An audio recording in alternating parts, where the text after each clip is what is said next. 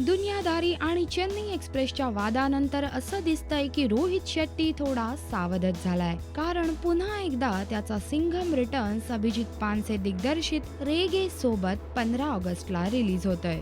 संभाव्य भीती टाळण्यासाठी रोहितने स्वतःच पुढाकार घेऊन एक प्रेस कॉन्फरन्स घेतली, ज्यात रेगे आणि सिंघम रिटर्न्सची टीम एकत्र येऊन पुढे हा वाद होणार नाही याची हमी देत होती. जो चित्रपट सिनेमागृहात चालतो तो चित्रपट स्वतः मल्टीप्लेक्सेस वालेही उतरवत नाहीत, हे तर आपण लय भारीच्या वेळेस पाहिलंच. त्यामुळे मल्टीप्लेक्सेसवरचे वाद हे अवास्तव वाढवलेले असतात, हेही इथल्या चर्चेत सांगितलं गेलं.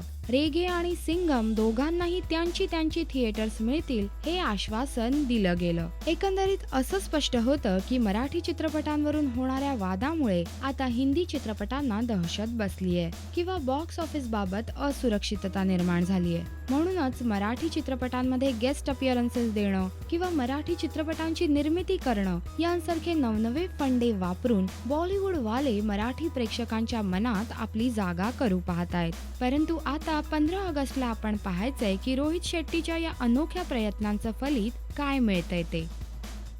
हाय, मी साई ताम्हनकर आणि तुम्ही पाहतात राजश्री मराठी.